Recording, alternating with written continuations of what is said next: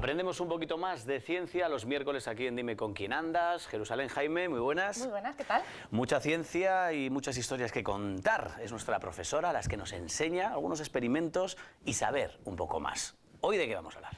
Bueno, pues no solo hoy, sino este y el próximo programa los vamos a dedicar nada más y nada menos que a la nanociencia. Bueno, vamos a hablar sobre nanociencia y nanotecnología.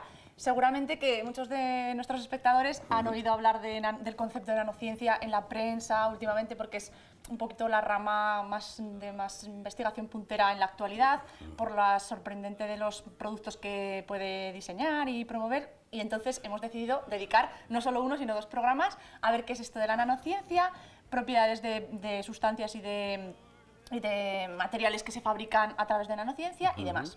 ¿Te parece? Vale, pues venga, vamos a empezar, me imagino, con la teoría, ¿no? Exacto, vamos a explicar un poquito qué es esto de nanociencia. Bueno, la nanociencia es una rama de la ciencia que se encarga de, como te comento, de estudiar, de diseñar, manipular de forma controlada sustancias, materiales, dispositivos que se encuentran en la escala del nanómetro, ¿vale? Hasta aquí no hemos descubierto mucho porque estamos utilizando un poco la palabra para definir, que es lo que siempre dicen que no hay que hacer. ¿Qué es esto del nanómetro? Bueno, pues el nanómetro es nada más y nada menos, imagínate, tenemos que hacer muy pequeñitos para entender esto, que la millonésima parte de un milímetro. Imagínate un milímetro lo pequeñito que es, pues divídelo en 1.000.000 de partes y esa pequeñísima parte es un nanómetro, ¿vale? O lo que es lo mismo, es igual a 10 a la menos 9 metros. ¿Esto de 10 a la menos 9 qué significa? Pues que un 0 seguido de 9 decimales, ¿vale? Es un nanómetro. Perfecto. Algo muy pequeñito. Viajamos a un mundo, a una escala diminuta, ¿vale? ¿Y esta escala cuál es? Pues bueno, es la escala a la que pertenecen los átomos. Tenemos que recordar, para seguir explicando qué es esto de la nanociencia, que toda la materia, todos nosotros, todas las cosas que tocamos, están formadas por átomos. Y la forma en la que estos átomos se ordenen da lugar a las propiedades de las estructuras de las cosas a nivel macroscópico, a nivel del que el ojo humano puede detectar. Es decir, que una sustancia, por ejemplo, de una materia, puede estar constituida por los mismos átomos, pero en función de la forma en que estos se ordenen, tener unas propiedades u otras.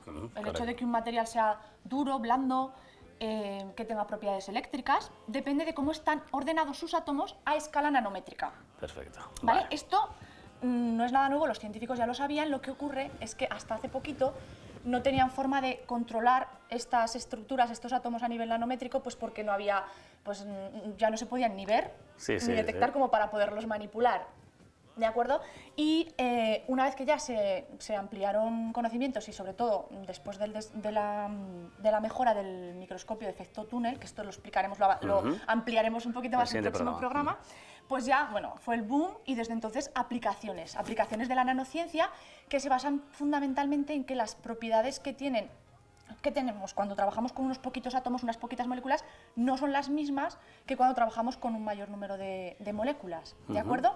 Bueno, vamos a ir paso a paso y lo primero que te quiero enseñar hoy, Ángel, es estas estructuras que me he traído, estos que se llaman modelos moleculares, son unas piececitas formadas pues, por botoncitos con bueno, unos pequeños segmentos, ¿no? Pequeños, sí, que son como si fuese un puzzle y esto se utiliza bastante, la verdad, porque nos permite fabricarnos moléculas y verlas de forma tridimensional. Muchas veces sobre el papel nos cuesta a la mente humana hacernos una idea de por dónde se forman los enlaces, etc. Entonces, estas estructuras son muy útiles y se utilizan bastante a nivel en docencia y demás. Bueno, pues fíjate, estas dos están formadas ambas por átomos de carbono. ¿Vale? El carbono es muy importante, además forma parte de los tejidos vivos del cuerpo humano, por supuesto.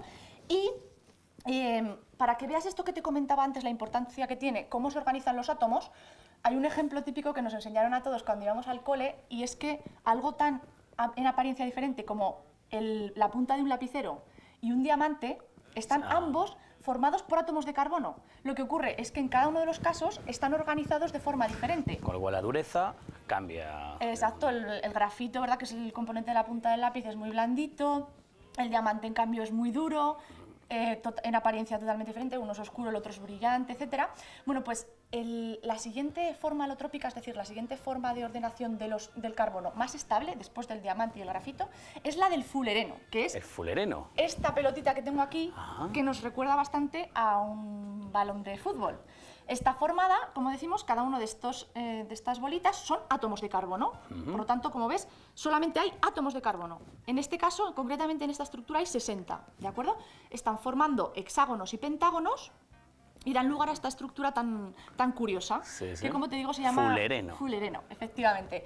Por supuesto, como podréis ya anticipar, las propiedades del fullereno no tienen nada que ver con las de las otras formas alotrópicas. De hecho, fíjate, una de las aplicaciones del fullereno es en medicina, porque se ha demostrado que derivados de esta molécula son capaces de reaccionar con el virus del SIDA.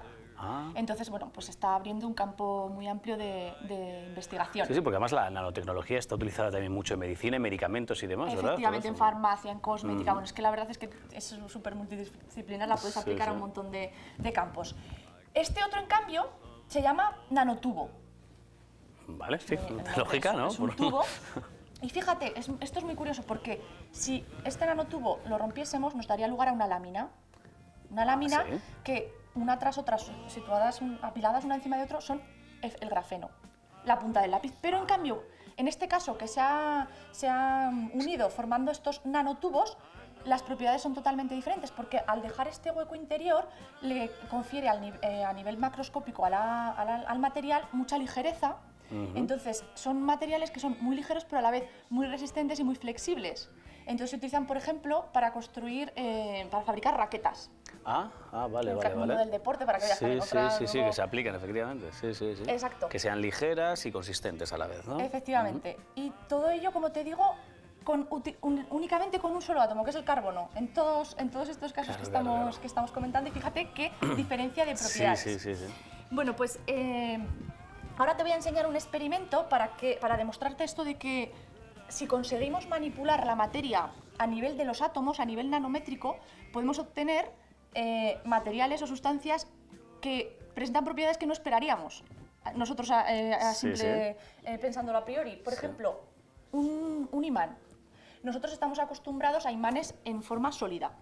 Por ejemplo, los que ponemos en la nevera, ¿de acuerdo?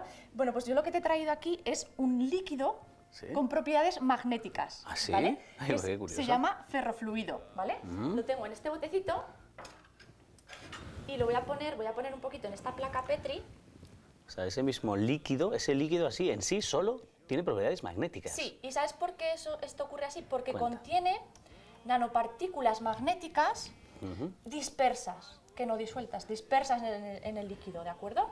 Vale, o sea, ese líquido en sí mismo no tendría propiedades, pero al tener estas nanopartículas, ¿no?, en cada puntito, ahí sí confiere esa propiedad magnética. ¿Puede ser así? Efectivamente, exacto, muy bien. Entonces, yo estoy poniendo aquí un poquito porque muchas veces, o sea, cuando explicamos lo que es el magnetismo y demás, solemos dibujar un imán y pintamos una cosa que se llaman líneas de campo. Las líneas de campo nosotros no las vemos, como muchas veces en el mundo de la física, como una fuerza, etcétera, pero están ahí. Entonces, este ferrofluido nos permite ver esas líneas de campo. Claro, porque las moléculas se tomarán orientan, esa forma, ¿no? Claro, efectivamente. Entonces, yo lo que tengo aquí es un pequeño imán y lo voy a acercar por aquí debajo. ¡Anda! Ahí va, qué curioso. ¿Ves? Todas esas piquitos, montañitas, son las líneas del campo que genera este imán, que es el que yo tengo aquí. ¡Qué curioso! Vamos a ponerlo así bien en la cámara. Lo único que estoy haciendo ahora en este caso es mover el imán inferior y las líneas de campo se modifican. Es que son, además, acaban en pico, ¿no? ¿Verdad? Hay unos picos, qué curioso. Sabes, ¿no?, que me dan ganas de tocarlo, pero no lo voy a hacer. Mejor, porque te vas a manchar. Sí, me imagino. Fíjate, qué cosa, qué curioso. Tíratela. Oye, me ha encantado, ¿eh? Sí, es una manera fantástica de poder ver, ¿no?, lo que nunca podríamos ver solamente con un imán, un hierro y demás. Y esto hecho a gran escala, tú imagínate muchísimo líquido con un gran imán, tiene que ser espectacular, ¿no? Sí, la verdad es que bastante. Lo que pasa es que este líquido es, aparte de muy caro, muy fácil de... ¿Ah, sí? Sí. Entonces, bueno, se utiliza a nivel así docente para divulgación y demás, para hacer pequeños experimentos a nivel, ya te digo, no industrial, porque sí que es cierto que tiene aplicaciones, por supuesto, y se utiliza, por ejemplo, en los altavoces. altavoces de equipos de sonido ¿Sí? para evitar que se calienten. Ajá. De acuerdo, cuando el aparato está siendo utilizado mucho tiempo y demás, se utilizan ferrofluidos en este tipo de aplicaciones, aparte de muchas otras. Pero bueno, será en buenos altavoces de buenas marcas, me imagino, Exacto, para tener sí. ese ruido. Qué curioso. Bueno, pues esto es un poco el experimento y la teoría, ¿no?, sobre esta nanotecnología, nanociencia, ¿no?, podríamos decir. ¿La semana que viene entonces haremos más o hacemos La algo semana más de aquí? siguiente, después de esta breve aproximación, nos vemos aquí, seguimos viendo aplicaciones de la nanociencia. Pero eso sí, gracias, Geru, ¿eh? Gracias, Geru, gracias, Geru. El miércoles que viene más. Visitar esa página web, esciencia.es, que ahí, bueno, pues hacen un montón de cosas que yo creo que es más que interesante. Así que te damos las gracias y yo, como siempre, como es habitual, tengo que hacerlo. Tengo que hacerlo. Gracias. Nos quedamos aquí jugando Sí, con sí. el ferrofluido.